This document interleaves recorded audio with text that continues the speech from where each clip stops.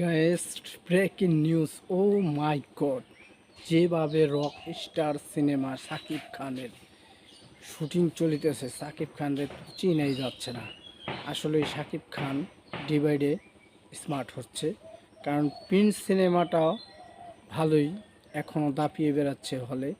যাই হোক, প্রিন্সের কথা আজকে বলতে চাই না, আজকে বলতে চাই রক স্টার মুভি নিয়ে। কারণ রক স্টার শুরুতেই তা শাকিব খানের ফেসবুক পেজে আপলোড করা হয়েছে ফার্স্ট লুক, একটা লুক খুব সুন্দর, লুকটা ভাইরাল হয়েছে। আর কিছু শাকিব খানের ভক্তরা তো মনে করেন লুক একের পর এক লুক বানায় যাচ্ছে, ওইটা হলো কপি লুক, তারপরও দেখতে খুব সুন্দর।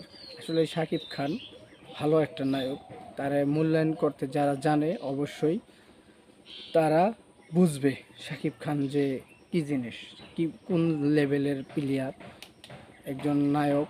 আসলে শাকিব খানের নিয়ে সমালোচনার কিছুই করার নাই।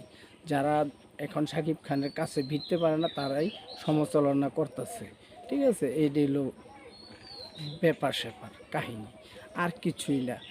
ওই ইকবাল সাহেব কি বললো না বললো, ওই অমুকে কি বললো না বললো, ওইটা আমাদের শুনে লাভ নাই। আমরা শাকিব খানরে লাইক করি, শাকিব খানরে ভালোবাসি, এই বিধায়। তবে প্রিন্স সিনেমার তৈরি ঘড়ি করে কাজ করাতে সিনেমাটা লাগে যেন এআই, ঠিক আছে? বুঝতে পারছেন? তো আমি প্রিন্স সিনেমাটা ঈদের দিন সকালে মধুমিতা হলে দেখেছি, সকালের শুই মর্নিং শো, না 12টার শো দেখেছিলাম। প্রতিযোগের সাথে দেখা হয়েছে, সেলফি তোলা হয়েছে। যাই হোক, প্রিন্স সিনেমাটাও দুইবার না দেখলে বুঝতে পারবো না, আমি একবার দেখছি। আশা করি ঢাকা গেলে আবার দেখা হবে, দেখতে পারবো। দুইবার দেখার ইচ্ছা আছে, যদি কোনো সিনেমা হলে পাই তাহলে প্রিন্স আবার দেখব। ভাই ব্রাদার, রক স্টার সেই লেভেলের খেলবে, আগামী কুরবানি ঈদে সেই লেভেলের খেলবে। সাকিবিয়ানরা রেডি হয়ে যান, প্রস্তুত হয়ে থাকেন, আগেই রেডি হন, ঠিক আছে? আপনাকে উদ্দেশ্যে একটাই কথা বলতেছি, আপনারা রেডি হয়ে থাকেন।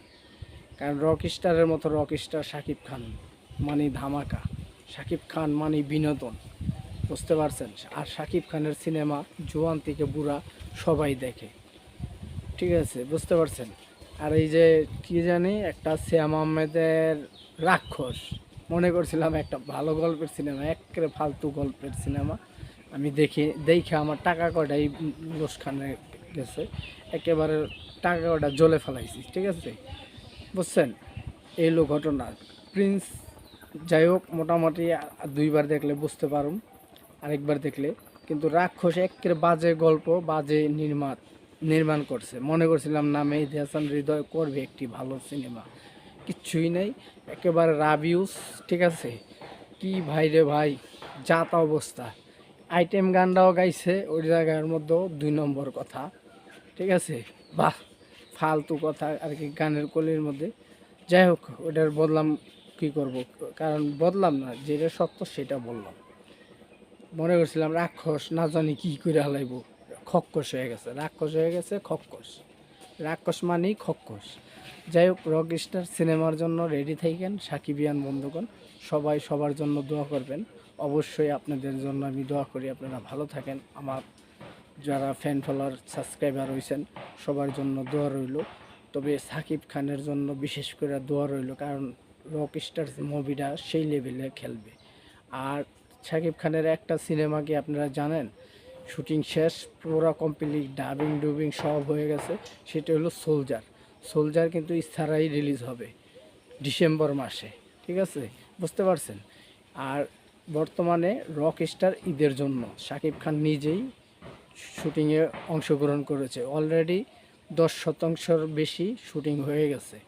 কলকাতায় শুটিং চলতেছে, তারপরে বাংলাদেশে হবে, সব জায়গায় মিলে শুটিং করবে। প্রযোজক নতুন পরিচালকের নামটা এই মুহূর্তে স্মরণ নাই। যাই হোক, ধামাকার উপর ধামাকা হবে রক স্টার। সবাই ভালো থাকেন, সুস্থ থাকেন, আসসালামু আলাইকুম।